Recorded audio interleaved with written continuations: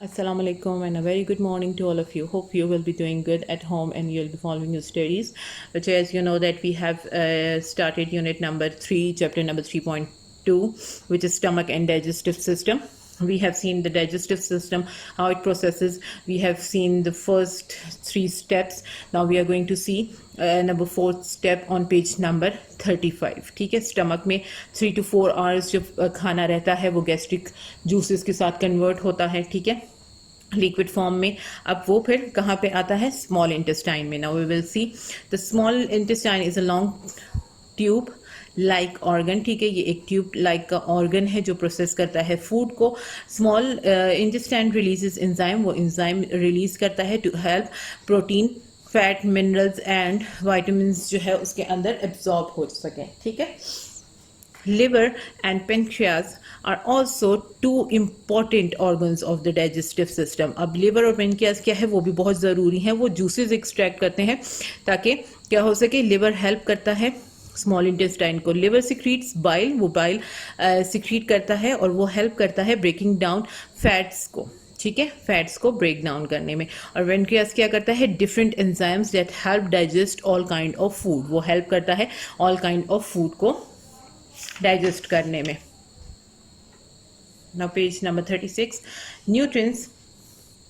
ठीक है, न्यूट्रिएंट्स जो फूड से फिर आपको मिलते हैं वो इजीली एब्जॉर्ब हो जाते हैं क्या है? ब्लड स्ट्रीम के थ्रू, और वो फिर पूरी बॉडी तक पहुंच जाते हैं एज ए एनर्जी के. लेकिन क्या होता है कि द अनएब्जॉर्ब, जो वहाँ पे एब्जॉर्ब हो जाता है ब्लड स्ट्रीम के अंदर, जो अनएब्जॉर्ब होते हैं वो कहाँ जाते हैं? वो लार्ज इंटेस्टाइन तक जाते हैं. अब वो लार्ज इंटेस्टाइन तक पहुंचे तो वहाँ पे क्या करेंगे? The large intestine is twice as big as the small intestine. ठीक है, वो जरा उससे बड़ा आता है. It absorb salt and water from the undigested food. जो फूड डाइजेस्ट नहीं हो सका उससे वो सॉल्ट और वाटर लेता है. उसके बाद जो सॉलिड मटेरियल है वो वहीं पे छोड़ देता है और उसको ट्रांसफर कर देता है रेक्टम में. ठीक है, अब रेक्टम में क्या होता है? The rectum is a part of the large intestine. Rectum जो है वो लार्ज इंटेस्टाइन का पार्ट है. ठीक है, it stores the solid waste. Rectum के अंदर जो है वो सॉलिड वेस्ट जो है वो स्टोर होता है. ठीक है, तब तक वो स्टोर वहाँ पे रहता है जब तक वो एक्सक्रीट यानी निकल ना जाए एनएस के थ्रू. ठीक है, ये आपका डाइजेस्टिव सिस्टम का पूरा प्रोसेस था. पहले क्या होता है? माउथ से स्टार्ट होता है, ऑसोफेगस तक जाता है. ठीक है, ऑसोफेगस के बाद जो है वो फिर स्टमक तक जाता है. फिर स्टमक के बाद जो है वो आगे स्मॉल इंटेस्टाइन में जाता है. फिर स्मॉल इंटेस्टाइन से वो लार्ज इंटेस्टाइन में जाता है. ठीक है, इसी तरह जो है ये सारा सिस्टम चल पड़ता है. ठीक है, now we will see the digestive system disorders. अब क्या हो सकते हैं डिसऑर्डर इसके? The main job of our digestive system is to break food into smaller particles. ठीक है, ये तो पता है कि डाइजेस्टिव सिस्टम का सबसे ज़रूरी काम क्या है? वो बिगर पीसेस को स्मॉलर पार्टिकल्स में कन्वर्ट करता है ताकि वो एब्जॉर्ब कर सके, बॉडी उसको ईजीली. अनहेल्दी फूड खाना या फिर रॉ फूड खाना यानी जो आधा कच्चा अनकुक्ड फूड खाना. ठीक है, इससे क्या होता है? इससे हमें डाइजेस्टिव सिस्टम की कुछ प्रॉब्लम्स हो जाती हैं. ठीक है, अच्छा, डाइजेस्टिव सिस्टम की जो प्रॉब्लम्स होती हैं उसे क्या कहते हैं? Digestive disorders may be mild such as stomach ache, stomach acidity और बर्निंग, और सिवियर भी हो सकता है या अल्सर वगैरह. ठीक है, ये होता है स्टमक एज के बारे में. स्टमक क्या है कि पेन होना. ठीक है, a balance diet keeps our digestive system healthy. ठीक है, हमारी बैलेंस डाइट जो है वो डाइजेस्टिव सिस्टम को जो है वो हेल्दी रखती है.